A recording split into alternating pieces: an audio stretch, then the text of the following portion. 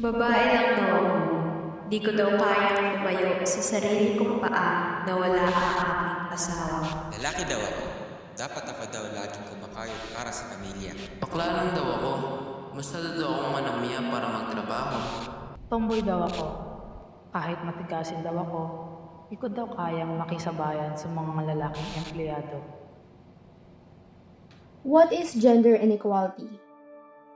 Gender inequality is defined as unequal treatment or perception of people based on their gender. It is caused by disparities in socially established gender roles.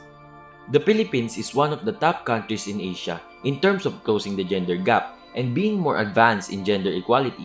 However, there are situations where gender inequality persists, certainly in employment.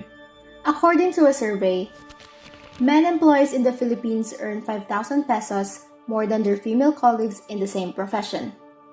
It was shocking to hear that 1 out of every 6 Filipino women is still asked about her plans to have children during job interviews.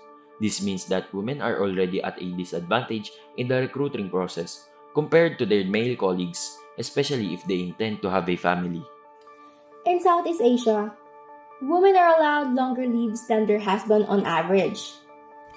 In the Philippines, Vietnam, and Indonesia, maternity leaves are 105, 180, and 90 days respectively. For males, it's 14 days in both the Philippines and Vietnam. According to a recent UN survey, a substantial percentage of lesbian, gay, bisexual, transgender, and intersex persons, 30% in the Philippines, have been harassed, bullied, or discriminated against at work because of their sexual orientation, gender identity, expression, or sex characteristics. 76% of female respondents in the Philippines deal with inequality and prejudice in the workplace. Females and males ages 15 and up are employed 2.2% and 2.8% respectively. On the other hand, the unemployment rate for females and males ages 15 and up are 2.5% and 2.1% respectively. According to UNICEF, girls aged 5 to 9 and 10 to 14 spend 30 to 50% more of their time on household chores compared to boys of similar age. Gender disparity in the Philippines cannot be denied, as gender stereotypes continue to exist, impacting women's self-esteem and job advancement. Bias, struggles, challenges, and discrimination are common acts that you will encounter in our society if you're a woman.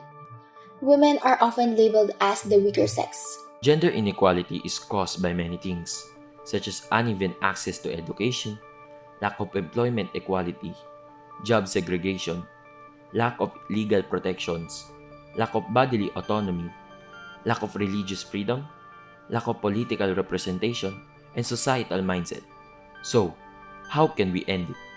Remove the gender pay gap between male and female employees. Having a gap in pay between gender can cause unfairness and unequal treatment of employees. Have a clear policy on discrimination. This can ensure the safety of all genders to know that there is a law for discrimination against and inequality between genders. Teach children and adults that both genders are needed to be treated with respect and dignity. This way, we can teach kids early to respect both genders as well as the adults that have no consideration for gender. Promote a gender equality awareness campaign. Gender equality is a fundamental human right and a condition for alleviation of poverty and a country's social and economic growth. Having an awareness campaign lets many people know on what are the issues that both genders are facing, and this can help many people that are afraid to use their voices to fight for what is good. We can take part by spreading awareness as well and keep educating people who are still lacking knowledge about this topic. Responsible citizenry calls for a sense of responsibility among the citizens, which is geared toward national development. Responsible citizens help in achieving national unity, which starts from themselves, through possession of quality traits and display of character in their actions. We can encourage observing the virtue of acceptance and pakikipagkapwa-tao. Consequently, people would be more open to one another and others could help them in their times of need. With these solutions, people can be more careful and well educated. people will realize how unfair it is just because their genders are affected by how they get treated. A responsible citizen is always accountable for their action in their residence and community.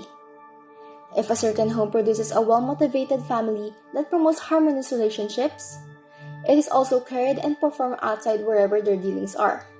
Performing our responsibilities and duties as a citizen of the Philippines can help reduce the problem that we are trying to limit or solve.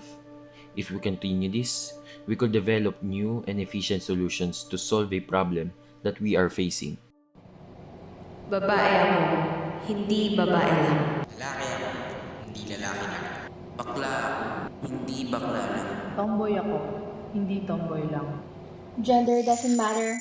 We can work together. What we need is equality, not unwanted opinions about sexuality. No to gender inequality. Let's work together to achieve a bias-free country.